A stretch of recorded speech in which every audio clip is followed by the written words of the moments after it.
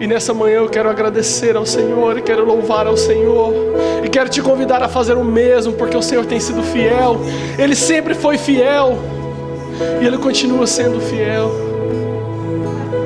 Obrigado, Rei dos Reis. Senhor, só temos a te agradecer pelo teu amor e fidelidade, papai. Oh, Senhor, perdoa-nos, Pai, porque sabemos que somos falhos. Às vezes nos preocupamos, Pai, mesmo sabendo, Pai, que o Senhor irá cuidar de nós. Muitas vezes ficamos ansiosos, Senhor, e às vezes duvidamos, papai. Oh, Jesus, perdoa-nos, Senhor, perdoa-nos, ó Pai. Jesus, fala conosco e nos abençoe nessa manhã, ó Pai. Senhor, derrama algo diferente sobre essa igreja nessa manhã. Senhor, derrama algo diferente sobre o teu povo nessa manhã, ó Pai. Senhor, derrama, Senhor, derrama, faz. Senhor, faz algo diferente no meio do teu povo. Senhor, queremos beber da água da vida, queremos nos alimentar do teu Espírito. Faz sobre nós, ó Pai, faz sobre nós, faz sobre essa igreja, Jesus. Te exaltamos, Senhor, obrigado, ó Rei, obrigado, ó Rei, obrigado. Aleluia, Jesus, aleluia.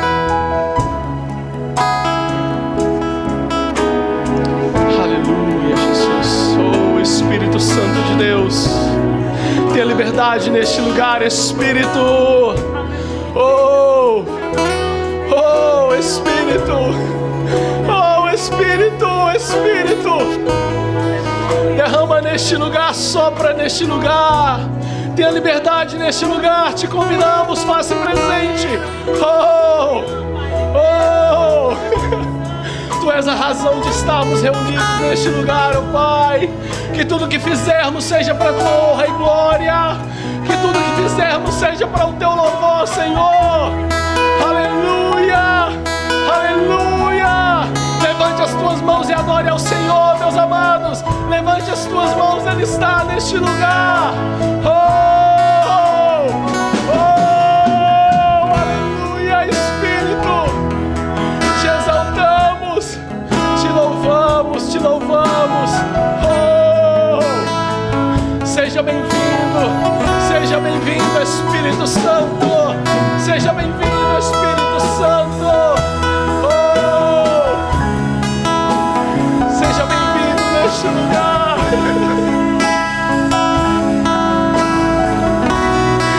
Aleluia, aleluia.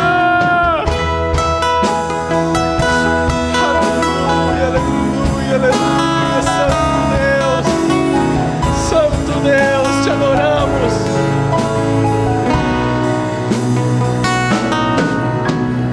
Se o sol se pôr e a noite chegar, tu és quem me guia. Se a tempestade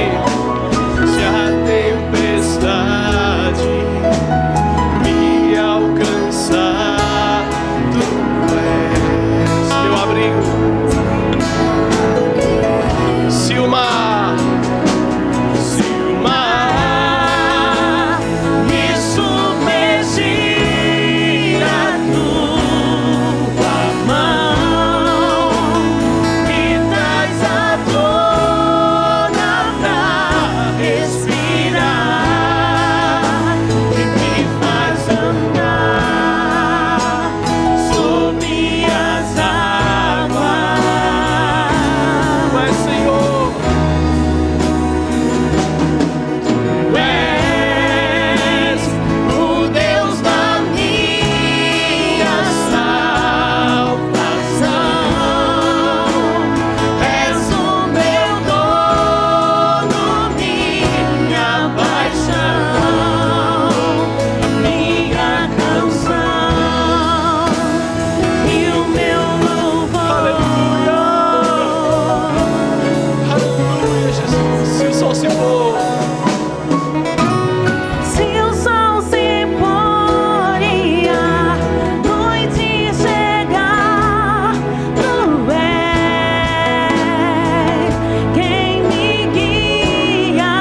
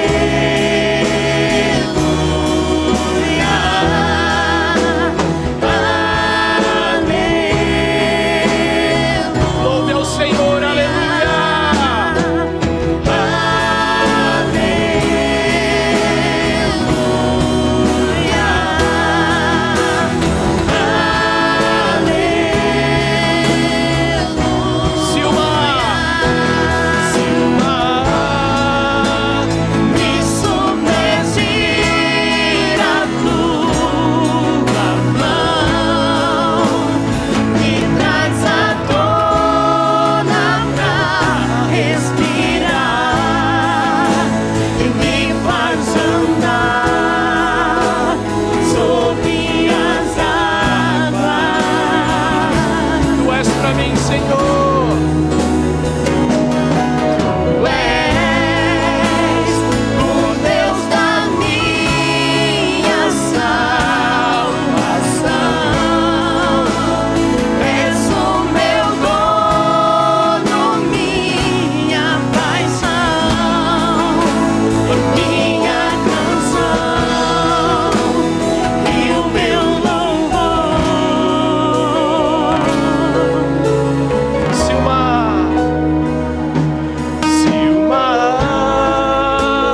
me submergir, a tua mão me traz à tona pra respirar e me faz andar sobre as águas.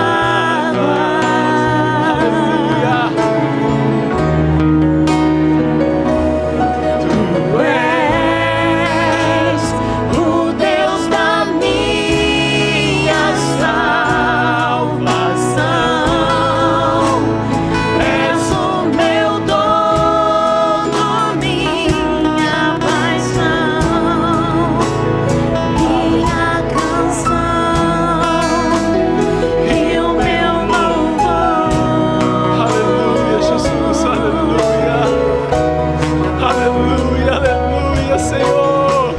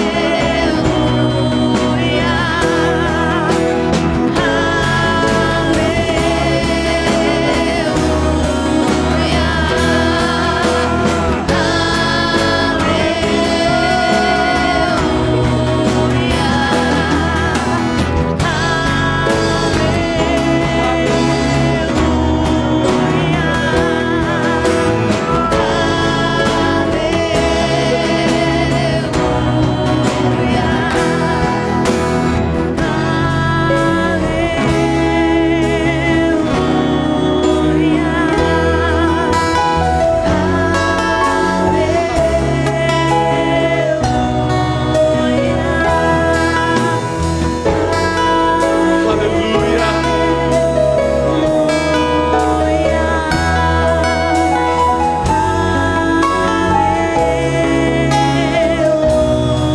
O Senhor me manda dizer para essa igreja: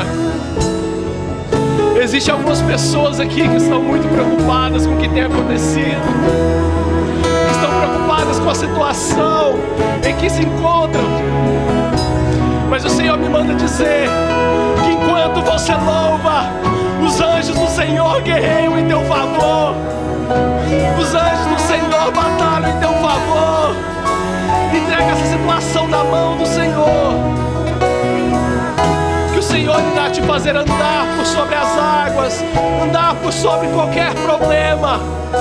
Olhe para o Senhor, não olhe para os problemas, não olhe para essa situação, não olhe para o mundo, não olhe para fora. Louve, louve. A palavra do Senhor para você nessa manhã é louve. Não deixe de louvar. Louve em todo tempo, louve em todo tempo, porque enquanto você louva, os anjos do Senhor guerreiam em teu favor, guerreiam em teu favor. O Senhor nunca te abandonou e nem irá te abandonar. Seja fiel, confie no Senhor, confie na fidelidade do Senhor na sua vida. Aleluia. Lázaro ressuscitou depois de vários dias. Talvez você se encontre na situação que você acha que já está tudo acabado, que o que tinha para acontecer já aconteceu, uma situação impossível. Mas o Senhor pode ressuscitar Lázaro. O Senhor pode ressuscitar a sua vida. Essa situação entregue nas mãos do Senhor. Aleluia, Jesus. Aleluia, Jesus. Aleluia. Aleluia. Te exaltamos, Senhor. Te exaltamos, Jesus. Obrigado, Pai. Aleluia. Obrigado, Jesus. Obrigado, Jesus. Dando continuidade à história de Jacó. Como os irmãos devem lembrar, no domingo passado falamos sobre Jacó e o início da sua jornada rumo à casa de seu pai e à sua terra natal. Por 20 anos ele morou no oeste, do outro lado do rio Eufrates, e agora ele ia voltar para a terra prometida, Canaã. Pausamos aqui para pensar nessa grande verdade que, às vezes, a coisa mais difícil na vida é voltar. Voltar para onde viemos, voltar aos problemas não resolvidos, voltar aos erros do passado. Mas nós só conseguimos realmente avançar na vida quando fazemos as pazes com o nosso passado. Hoje vamos ver Jacó enfrentando o seu passado. Ao sair da casa do pai e da sua terra natal, Jacó deixou para trás problemas e conflitos. Problemas esses que nunca foram resolvidos. E agora, 20 anos mais tarde, ele ia ter que encarar esses problemas. O maior deles, o relacionamento dele com Esaú. E a verdade é, queridos, e é importante que a gente se conscientize disso. Todo problema abandonado no passado, sem resolução, se torna uma corrente que nos prende àquele lugar e àquela situação. Por mais que você corra, você só vai conseguir chegar até certo ponto, porque aquela corrente vai te prender, vai te segurar, e você não vai conseguir passar além daquele seu limite, por causa desses problemas não resolvidos. E a verdade é que, eu diria que todo ser humano, se não todos, a maioria de nós, temos problemas e conflitos ainda não resolvidos que ficaram no nosso passado. Eles precisam de ser encarados, resolvidos e superados se nós vamos alcançar o futuro que Deus tem para nós. E aqui vemos Jacó, então, voltando para resolver esses problemas, esses conflitos não resolvidos. Gênesis 32 nos fala sobre isso. O primeiro conflito a ser resolvido foi o conflito de Jacó com o seu sogro, patrão e tio, Labão. Jacó e Labão resolveram o seu conflito no capítulo 31, e já falamos sobre isso na semana passada. Jacó trabalhou para Labão por 20 anos, e Labão não foi um bom patrão, e ele explorou Jacó. E quando eles se encontraram no capítulo 31, depois que Jacó tentou fugir de Labão, Labão o acompanhou, foi atrás dele, e quando eles se encontraram, eles tiveram que encarar esse conflito e resolver esse problema. Labão apresentou as queixas que ele tinha contra Jacó, Jacó apresentou as queixas que ele tinha contra Labão, e eles resolveram o conflito entre eles. Tanto que, no último versículo do capítulo 31, onde nós iniciamos a nossa leitura hoje, e diga-se de passagem, nós vamos ler diversos versículos hoje, porque esses versículos contam uma história, uma narrativa. Então nós vamos ler os versículos, eles não vão estar na tela, porque eram muitos versículos, mas você pode acompanhar ouvindo ou lendo na sua Bíblia. Então, começando em Gênesis 31, versículo 55, a Bíblia diz assim: Na manhã seguinte do encontro entre Labão e Jacó, Labão se levantou bem cedo, beijou as suas filhas e os seus netos e os abençoou, e depois foi embora, voltando para a sua terra. Então, a história terminou bem aqui, houve um acordo e um encontro positivo entre eles. Labão volta para sua casa, Jacó continua sua jornada de volta para a casa dele. Capítulo 32, versículo 1. Jacó estava continuando sua viagem quando alguns anjos de Deus foram encontrar-se com ele. Que frase bonita, né? Enquanto ele ia rumo à sua terra natal, os anjos de Deus o encontraram. Versículo 2. Quando Jacó os viu, disse: Este é o acampamento de Deus. Por isso, pôs naquele lugar o nome de Maanaim.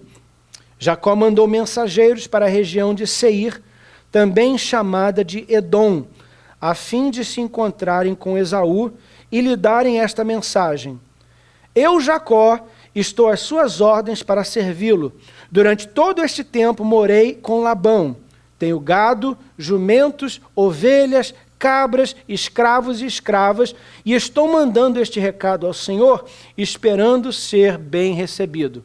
Pausamos aqui por um momento para refletir em algumas coisas importantes. Número 1, note o que está acontecendo aqui. Jacó, antes de se encontrar com Esaú, decidiu enviar mensageiros anunciando a Esaú: Esaú, eu estou vindo, eu estou indo a seu caminho e prepare-se para se encontrar comigo. Outra coisa interessante notar é que ele também, nessa mensagem, ele avisa para Esaú: Esaú, note que eu estou trazendo comigo as minhas possessões. E ele menciona um gado muito grande: ovelhas, camelo, boi, touro, cabra, cabrito. E a gente para aqui para se conscientizar que não foi sempre assim. Pelo contrário, lembra que nós já vimos que 20 anos atrás, quando Jacó chegou na casa de Labão, ele não tinha um tostão. Ele quis casar com a filha de Labão e ele não tinha nenhum dinheiro para dar um dote para Labão. E ele teve que oferecer 7 anos de serviço, porque é tudo que ele tinha para oferecer. Aqui, 20 anos mais tarde, ele diz: olha, eu estou chegando e eu estou trazendo comigo muita possessão. Nós vamos falar mais sobre isso em alguns minutos. Versículo 6. Versículo 6, deixa eu me localizar aqui. E os mensageiros que Jacó tinha enviado voltaram e disseram: Estivemos com Esaú, seu irmão, e já vem vindo para se encontrar com o Senhor, e vem com 400 homens. Imagina o que passou pela mente de Jacó aqui. Ele mandou mensageiros para avisar Esaú: eu estou vindo. Os mensageiros voltam e disseram: olha, nós encontramos o seu irmão e avisamos a ele que você está vindo. E notamos que assim que a gente começou a voltar, eles estavam logo atrás da gente. E ele não estava sozinho. Ele veio com 400 homens. Ele não está vindo com a família dele, não. Ele não está trazendo as crianças dele, não. Ele não está trazendo os animais dele, não. Ele está trazendo 400 homens de guerra. Na certa, o coração de Jacó afundou um pouquinho aqui. E ele lembrou que 20 anos mais tarde, ele tinha ultrapassado o seu irmão. 20 anos mais tarde, ele tinha enganado o seu irmão, mais cedo. 20 anos atrás, ele tinha fugido de casa, e as últimas palavras que ele ouviu da boca do seu irmão: quando papai morrer, eu vou te matar. E na certa, tudo isso agora voltou à mente de Jacó. Aí o que Jacó vai fazer? Versículo 7, ele vai orar. Quando Jacó ouviu isso, teve muito medo e ficou preocupado. Então dividiu em 2 grupos a gente que estava com ele e também as ovelhas, as cabras, o gado, os camelos. Ele pensou que, se Esaú viesse e atacasse um grupo, o outro tentaria escapar. Depois Jacó fez esta oração: ouve-me, ó Senhor, Deus do meu avô Abraão e de Isaque meu pai. Tu me mandaste voltar para a minha terra e para os meus parentes, prometendo que tudo correria bem para mim. Eu, teu servo, não mereço toda a bondade e fidelidade com que me tens tratado. Quando atravessei o rio Jordão, eu tinha apenas um bastão e agora estou voltando com estes 2 grupos de pessoas e animais. Ó Senhor, eu te peço que me salves do meu irmão Esaú. Tenho medo de que ele venha e me mate, e também as mulheres e as crianças. Lembra que prometeste que tudo me correria bem, e que os meus descendentes seriam como a areia da praia, tanto que ninguém poderia contar. Algumas coisas interessantes sobre esta passagem. Note que, depois de 20 anos negociando, trapassando e sendo trapassado, enganando e sendo enganado, depois de 20 anos deste estilo de vida, Jacó agora se relaciona com Deus em termos da misericórdia e da bondade de Deus. Lembra que quando Jacó fugiu de casa e se encontrou com Deus num lugar que ele veio a chamar Betel? Lembra da conversa que ele teve com Deus, a oração que ele fez? Ele fez um acordo, um negócio, não foi assim? Uma troca. Ele tinha dito para Deus, olha Deus, se tu cuidares de mim, me protegeres, me deres comida, me deres roupa, me trazeres de volta, eu vou te servir. Tu serás o meu Deus e eu vou dizimar de tudo que tu me deres. Então foi uma troca, foi um acordo, foi o velho Jacó negociando com Deus. Note a diferença entre aquela oração e essa oração aqui. Nessa oração, Jacó não faz um negócio nem uma troca com Deus. Nesta oração ele diz, eu sou o teu servo e não mereço a tua bondade e a tua fidelidade. Note que aqui, queridos, 20 anos mais tarde, Jacó tem uma visão mais clara de quem ele é e de quem Deus é. E agora ele não está negociando com Deus. Ele vem a Deus como servo. E ele reconhece, Senhor, eu sou teu servo. Tu és Deus e eu sou servo. Tu és criador e eu sou criatura. Ele se põe no seu lugar. Não só isso, note também que nesta oração, ele não está negociando nem fazendo troca com Deus. Nessa oração ele diz, Senhor, eu reconheço que tu és um Deus fiel, um Deus bom. E eu venho te pedir mais uma bondade. Eu sei que eu não mereço, eu não estou pedindo porque eu mereço, eu estou pedindo porque eu preciso. E eu estou confiando na tua bondade e na tua fidelidade. Ó Senhor, eu te peço que me salves do meu irmão Esaú. Aqui, Jacó demonstra uma maturidade que ele não tinha 20 anos atrás. Aqui Jacó vem a Deus com humildade e ele deposita os seus pedidos aos pés de Deus e mergulha na misericórdia, na graça, na bondade e na fidelidade do Senhor. Jacó tinha crescido, queridos. Jacó já não era o mesmo. Eu aproveito também para notar outra coisa, para ressaltar mais uma coisa nessa oração. Note que, segundo essa oração, Jacó enviou ricos presentes para apaziguar o seu irmão Esaú. Ele separou diversos animais e enviou para Esaú. No versículo 17 e 18, ele instruiu os seus empregados, inclusive, ao que dizer. Veja bem o que aconteceu. Os empregados tinham acabado de voltar dizendo, olha, Esaú está vindo aí com 400 homens. Jacó orou e pediu orientação e ajuda de Deus. Aí ele, no dia seguinte, ele reúne os seus empregados e fala assim, olha, nós vamos mandar um presente para Esaú. Aliás, um presente não, diversos presentes. Eu vou mandar diversos animais para Esaú. E eu gostaria que vocês levassem esses animais em grupos. Assim, de 5 em 5 ou de 10 em 10 minutos, de tanto em tanto tempo, em intervalos determinados, à medida que Esaú se aproxima de nós, ele vai dar de cara com o presente. E esse presente, na certa, vão preparar o coração dele para me receber. E quando vocês se encontrarem com Esaú, versículo 17, quando o meu irmão Esaú se encontrar com você, ele vai perguntar, quem é o seu patrão e aonde você vai? E de quem são esses animais que você vai levando? Aí, Jacó falou o seguinte para os seus empregados, diga a Esaú o seguinte, estes animais são do seu criado Jacó, são um presente que ele está enviando ao seu patrão, Esaú. E ele também vem vindo aí atrás. Esaú, esse presente é para você. Receba de bom grado do seu irmão mais novo. Ele até se refere a si mesmo como seu empregado. Você é o patrão e eu sou o empregado. Note, queridos, que o coração de Jacó foi quebrado. Ele agora está quebrantado, ele está mais humilde. Note também o presente que ele mandou para Esaú. É um presente de rico. É um presente que qualquer pessoa gostaria de ganhar. Olha o presente. 200 cabras, 20 bodes, 200 ovelhas, 20 carneiros, 30 camelas com as suas crias, 20 vacas, 10 touros, 20 jumentas e 10 jumentos. Irmãos, é uma pequena fazenda aí.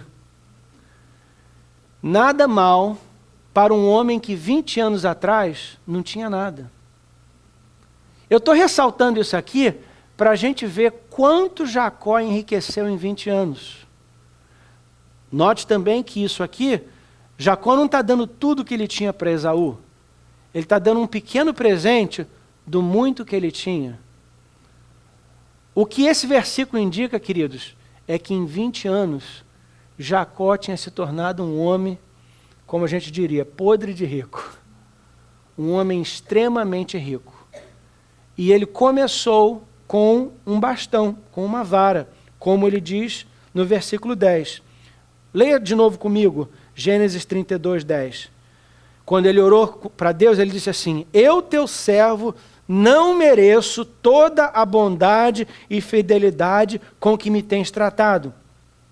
Quando atravessei o Rio Jordão, há 20 anos atrás, eu tinha apenas um bastão. E agora estou voltando com esses 2 grupos de pessoas e animais. Olha que testemunho bonito. Jacó diz assim: há 20 anos atrás, tudo que eu tinha na minha mão era uma vara, era um cajado, era um bastão para me encaminhar. 20 anos mais tarde, eu tenho tanta coisa que dá para dividir em 2 grupos fartos.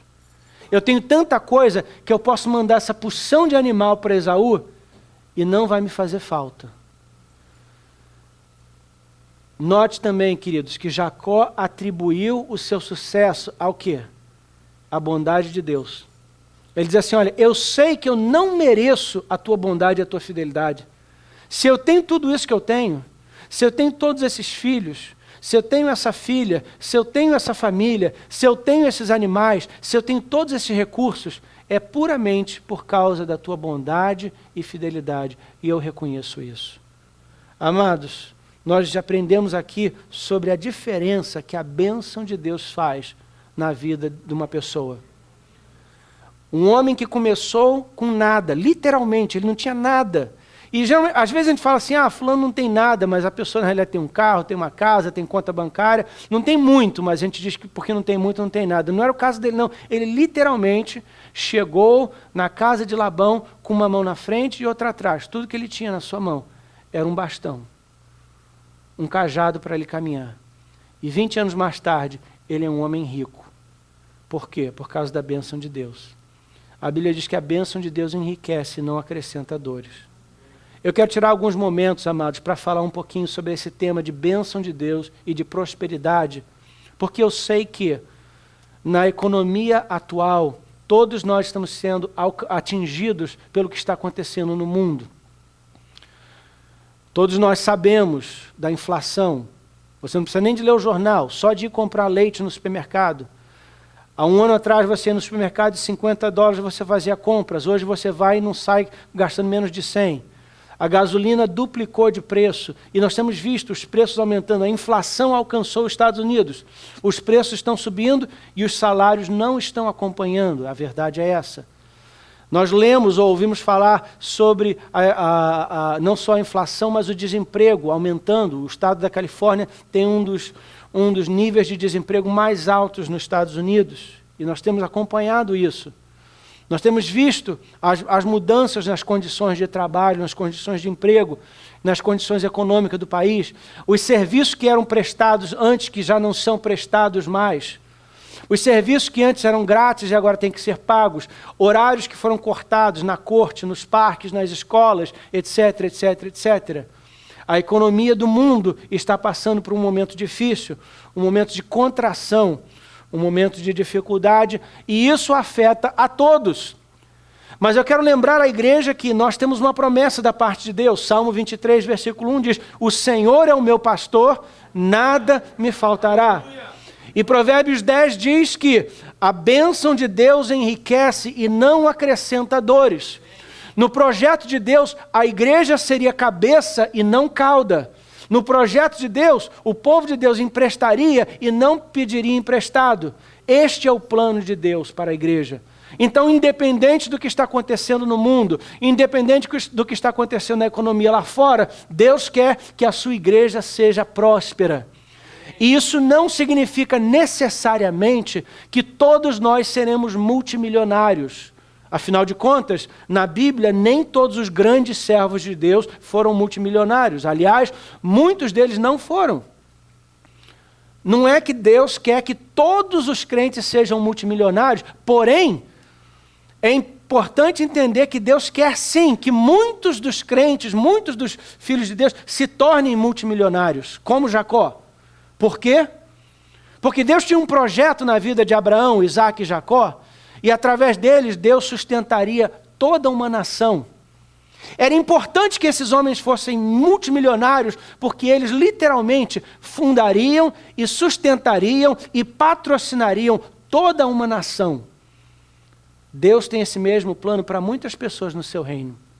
Deus quer levantar dentro da igreja homens e mulheres que serão multimilionários para sustentar missões, para patrocinar orfanatos que têm que ser abertos, escolas bíblicas que têm que ser fundadas, um novo templo quando a gente encher esse aqui.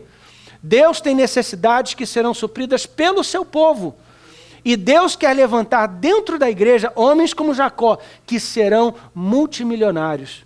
Amados, não seria bom se entre nós Deus levantasse, entre nós empresários, que iniciassem pequenas e grandes empresas, e que através dessas empresas fundadas e gerenciadas por nós, pelo povo de Deus da igreja, nós pudéssemos dar emprego para todo mundo na igreja? Que não tivesse ninguém desempregado dentro da igreja?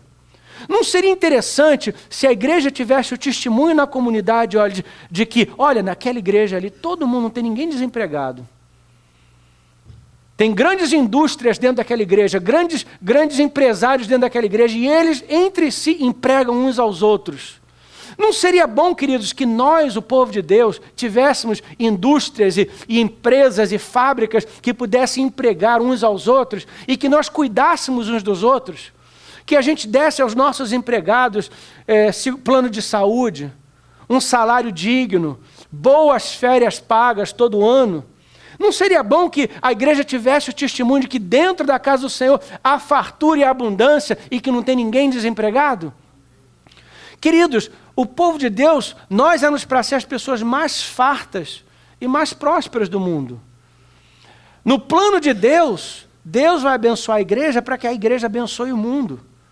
Deus falou para Abraão, Abraão, eu vou te abençoar, não é porque para você simplesmente andar de Mercedes e ter uma mansão. Isso pode até acontecer e Deus não tem nada contra isso, não tem nada demais um crente ter um bom carro, uma boa casa ou mais de uma casa. Não, isso não é pecado, mas o propósito de Deus não é esse.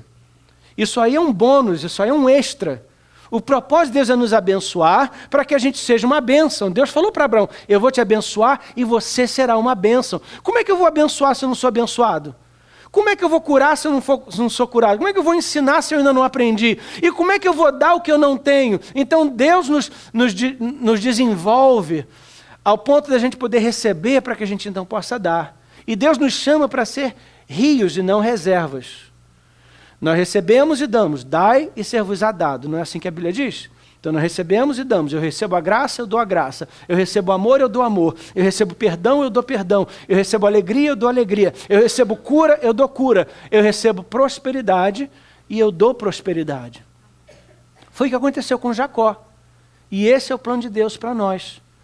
Repito, nem todos serão multimilionários, mas alguns, aliás, muitos serão. 4 ou 5 pessoas receberam. Deus os abençoe. Amém. Eu prefiro trabalhar para você do que para um não crente.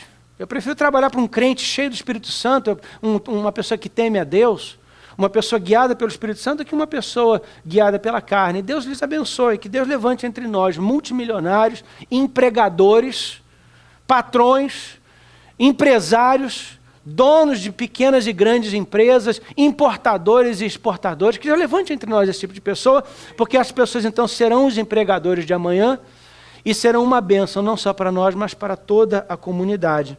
E essas pessoas também serão usadas por Deus para patrocinar o reino de Deus. Deus não precisa, queridos, que todo mundo na igreja se torne pastor, ou que todo mundo na igreja se torne missionário, ou que todo mundo na igreja cante na equipe de louvor, ou que todo mundo na igreja seja professor das crianças. Alguns ele chama para ser professor, outros ele chama para ser cantor, outros ele chama para ser pastor, outros ele chama para ser missionários, mas outros ele chama para ser doutores, para serem médicos, para serem professores, para serem engenheiros, para serem advogados, para serem empresários, para serem donos de grandes e pequenas empresas. E é o caso de Jacó. Mas veja bem, mesmo que Deus não tenha, mesmo que o propósito de Deus não seja que você se torne um multimilionário, é propósito de Deus que você prospere. Que haja fartura na sua mesa. Que nunca te falte o pão de cada dia.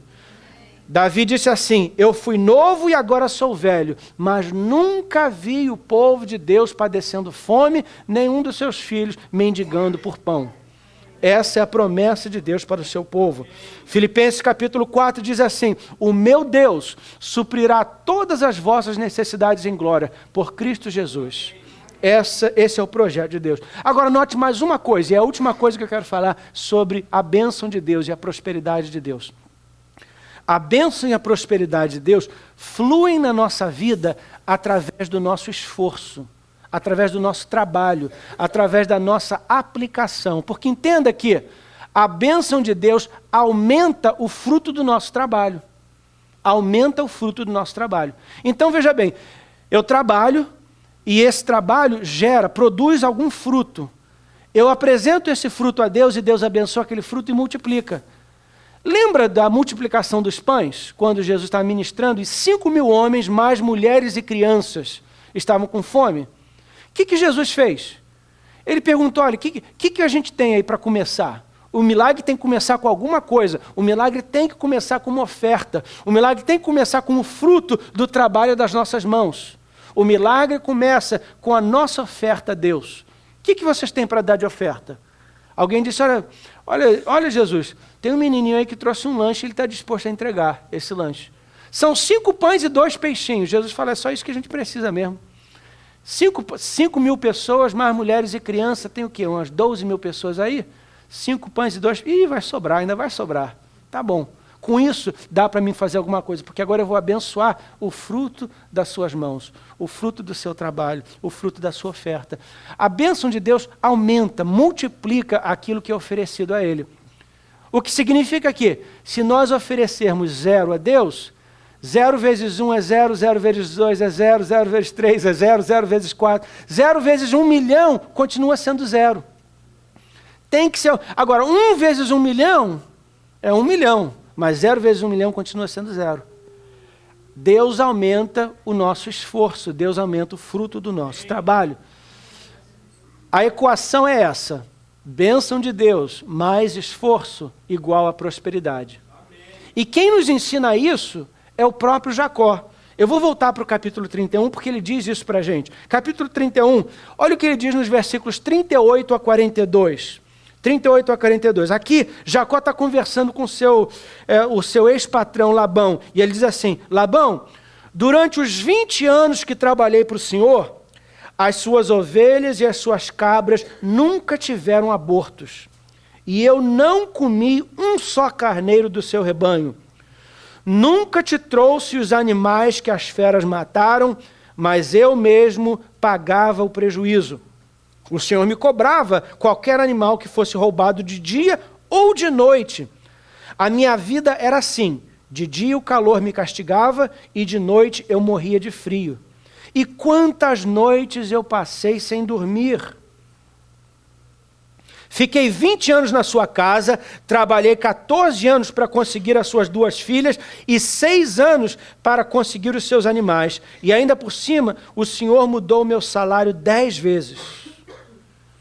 Nesses versículos, queridos, Jacó está dizendo: Labão, eu sou muito abençoado, sim. Eu sou rico, sim. Mas eu quero que o senhor saiba que eu me esforcei por 20 anos. Por 20 anos eu trabalhei de dia e de noite. Teve noite que eu passei em claro fazendo o meu serviço. Quando um animal seu morria, eu pagava por ele, porque o senhor cobrava isso de mim. Se alguém roubava um animal, eu achei interessante isso. Você fala assim: olha, mesmo que eu tivesse ausente, se alguém roubasse um animal de dia ou de noite, vamos dizer que ele trabalhou o dia todo. De noite ele foi para casa, é claro. Foi dormir, foi ver a sua esposa, seus filhos, jantar, etc. E enquanto ele estava ausente, alguém roubou um animal do gado de Labão. Jacó falou: mesmo assim, eu aceitava a responsabilidade, eu pagava pelo animal que foi roubado, mesmo na minha ausência. Eu me esforcei, eu fui dedicado. De dia estava calor, eu trabalhava. De noite estava frio, eu trabalhava. Na seca ou na geada, trabalhei. Quantas noites eu passei em claro para cumprir o meu compromisso, para honrar o meu compromisso com o Senhor, para ser uma bênção na sua vida. Então, quando a gente vê Jacó abençoado 20 anos mais tarde, não pense que caiu do céu, não.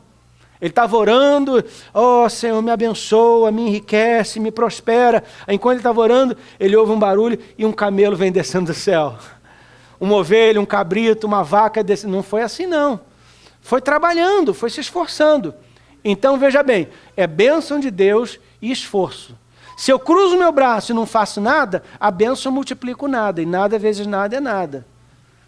Mas se eu me esforço e me aplico, Deus vai assumir a responsabilidade de suprir as minhas necessidades e não só me dar o suficiente para mim, mas me dar mais do que eu preciso para que eu possa ser uma bênção na vida de outros. Quantos dizem amém? Esse é o plano de Deus. E eu me sinto muito à vontade de compartilhar essa grande verdade com essa igreja, porque eu sei que essa igreja é uma igreja de trabalhadores. Eu conheço a sua história, igreja, e eu sei que nós somos um povo trabalhador. Vou contar mais uma coisa para os irmãos, que eu acho que é chave aqui. Eu não conheço uma pessoa rica.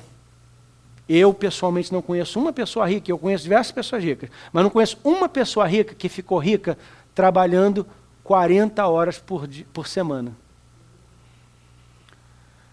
As 40 horas por semana de trabalho, queridos, é uma invenção humana. E não tem nada de errado com isso, não. Se é isso que você quer, dá para viver com 40 horas de serviço. Mas Jacó está dizendo aqui no capítulo 31, ele falou, olha, para mim chegar onde eu cheguei, Deus me abençoou, mas eu me esforcei. Não foram 40 horas por semana, não. Eu não conheço uma pessoa rica que ficou rica trabalhando 40 horas por semana. Pelo menos para começar, você tem que trabalhar mais do que isso. Então, se você quer trabalhar 4 horas por semana, bater o cartão, terminou, bater o cartão, ir para casa, cruzar o braço, ver televisão, passear, Deus te abençoe. Mas não vai culpar Deus, a igreja, a economia, o patrão, porque a coisa não está fluindo ou porque você não está progredindo. Porque 40 horas por semana só vai dar para pagar as contas. E olhe lá. Se você quiser mais, você vai ter que ir mais além. E eu creio que isso é bíblico. E a igreja, eu sei que os crentes não gostam de ouvir muito isso. Toda vez que eu falo isso com os crentes, nunca ninguém deu um amém muito alto, não.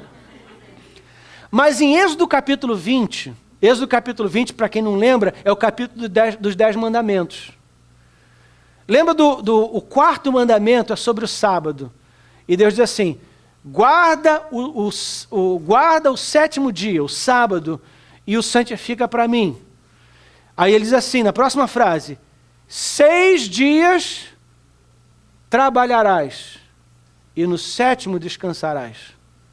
Na economia de Deus, tem 6 dias de trabalho. Não 5. Na economia de Deus, são 6 dias de trabalho e 1 de descanso. E, queridos, 6 dias de trabalho prospera. 6 dias de trabalho prospera. 6 dias de trabalho dá para você ganhar e ganhar mais um pouquinho. Agora, se eu quiser cruzar os braços e viver com 40 horas por semana, Deus te abençoe. Mas para chegar ao nível de prosperidade de Jacó, exige um pouquinho mais. Exige uma hora extra. Exige um segundo emprego. Exige, às vezes, dizer, olha, eu queria parar agora, mas eu vou levar até o fim. Eu vou passar uma noite em claro. Semana passada eu passei uma noite em claro. Não é porque eu não queria dormir, não. Aliás, levei uma bronca da minha esposa porque não fui dormir. Mas eu tinha trabalho para fazer. E eu quero fazer esse trabalho bem feito. Ele tem que ser terminado e tem que estar pronto amanhã de manhã. Eu não vou poder chegar onde eu tenho que chegar e dizer, olha, eu estava cansado, fui dormir. O patrão não está nem aí, o patrão quer saber que foi pronto, eu tenho até amanhã para fazer. Então, fiquei até terminar, e calhei de terminar às 3h30 da manhã. Fui dormir 3h30 da manhã, levantei às 6h30. Acontece isso sempre? Graças a Deus que não. Mas às vezes acontece, e tem que acontecer porque eu quero essa prosperidade. Amém. E eu entendo que Deus abençoa o esforço. Então eu vou fazer a minha parte e confiar que Deus vai fazer a dele. 6 dias trabalharás e no 7º descansarás.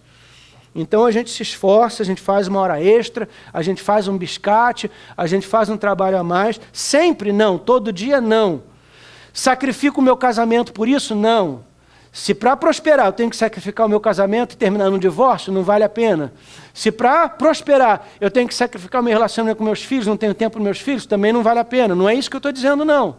Mas o que eu estou dizendo é que para prosperar eu vou ter que fazer sacrifícios. E esse sacrifício significa que às vezes eu vou ter que não vou dormir uma noite, às vezes eu não vou fazer não vou tirar umas férias, às vezes eu vou trabalhar 6 dias em uma semana. Não precisa dar glória a Deus, não. Só pensa depois de me dizer se deu certo ou não. Okay? A gente está aprendendo a prosperar. Amém. Não é? Amém. Quem quer prosperar aqui, diga amém. Amém. A Bíblia está nos ensinando como. Jacó está nos ensinando como. Jacó prosperou. Uau! Eu repreendo esse relógio. Jesus! Aleluia! A gente vai ter que parar por aqui. Mas tem tanta coisa boa ainda nessa passagem. Jacó vai se encontrar com o anjo, Jacó vai se encontrar com Esaú. Aleluia. Não vou... Vamos parar por aqui. O tempo não dá para a gente avançar, não. Tem tanta carne ainda nesse osso para a gente mastigar, mas a gente chega lá semana que vem. Oremos.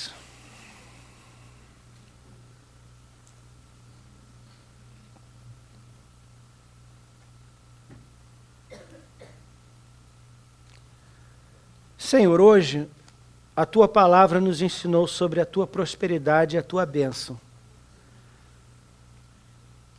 Hoje aprendemos um pouquinho mais como a bênção de Deus funciona, os efeitos que ela tem e as condições que ela exige para que ela possa fluir na nossa vida. Esta é uma igreja trabalhadora, Pai. Eu conheço os crentes dessa igreja. Eu sei que são pessoas esforçadas. Somos uma igreja de trabalhadores.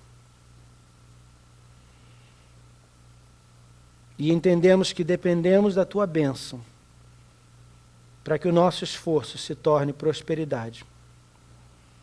Entendemos também, Senhor, que a prosperidade não é simplesmente para o nosso luxo, ainda que a prosperidade, sim, nos proporciona algum luxo. Mas o intuito da prosperidade não é simplesmente o nosso luxo e o nosso conforto, mas é a bênção das pessoas ao nosso redor. Nós queremos ser uma bênção para a nossa comunidade. Nós queremos suprir a necessidade dos nossos familiares. Nós queremos ser uma bênção para o Brasil, para os nossos parentes ali. Nós queremos ser uma bênção para as próximas gerações. Nós queremos ser uma bênção para os nossos filhos e os nossos netos. E para isso te pedimos, ó Deus, que Tu possas abençoar o fruto do trabalho das nossas mãos. Oramos, ó Deus, que Tu nos dê saúde para trabalhar, iniciativa para trabalhar, ânimo, vigor para se esforçar. E nas noites que tivermos que passar em claro, no sábado que a gente tenha que trabalhar, nos sacrifícios que nós tivemos que fazer, ajuda-nos a fazer esses sacrifícios com alegria, que sejam sacrifícios jubilosos. E que a Tua bênção gere prosperidade na vida de cada um de nós. Vamos nos pôr de pé e nós vamos encerrar o culto. Mas antes de avançar, antes de encerrar, eu quero fazer uma oração. A minha intenção nessa manhã não era falar sobre prosperidade. Aliás, eu ia falar só de passagem. O tema principal dessa passagem é perdão e reconciliação, que é a próxima parte do capítulo 33 de Gênesis. Nós não chegamos aí, vamos falar sobre isso na semana passada, mas por alguma razão o Espírito Santo nos fez passar algum tempo nesse tema de prosperidade. Sendo assim, eu quero fazer uma oração por você, por mim, por essa igreja, para que Deus nos ajude a prosperar. Uma prosperidade saudável, uma prosperidade daquela que a Bíblia fala, que não acrescenta dores. Uma prosperidade que não gere orgulho, uma prosperidade que não gere arrogância, nada disso. Uma prosperidade que gere disposição a servir disposição a ajudar. Que sejamos uma árvore frondosa que sirva de sombra para muitas pessoas. Que muitas pessoas possam se alimentar do fruto da nossa vida.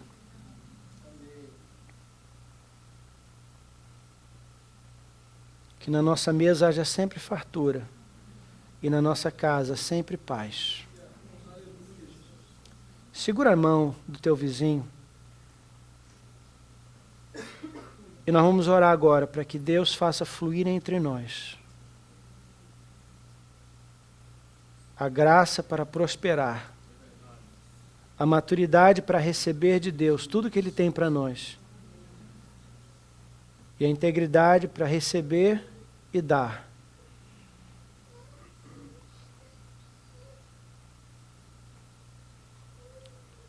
Querido Deus e Pai, nessa tarde eu oro por essa igreja, pedindo a Tua bênção de prosperidade nas nossas vidas. Que enquanto há falência e escassez no mundo, dentro da Tua casa possa haver fartura. Fartura de alegria, fartura de amor, fartura de paz, fartura de saúde, fartura de recursos e fartura de mantimento. Que haja entre nós, Senhor, o suficiente, não só para nós mas para outros, para que a gente possa liberalmente oferecer aos outros aquilo que recebemos. Como disse Jesus, de graça recebeste, de graça dai. E nós queremos ser esse tipo de pessoa que recebe e que dá liberalmente. Abençoa o nosso trabalho, abençoa o nosso esforço, abençoa o fruto da obra de nossas mãos. É o que oramos e pedimos, em nome de Jesus Cristo, nosso Senhor. Em nome de Jesus. Amém e amém. Deus te abençoe, igreja. Aleluia. Obrigado, Jesus. Jesus te ama e nós também. Tenha um excelente domingo e uma excelente semana. A paz do Senhor.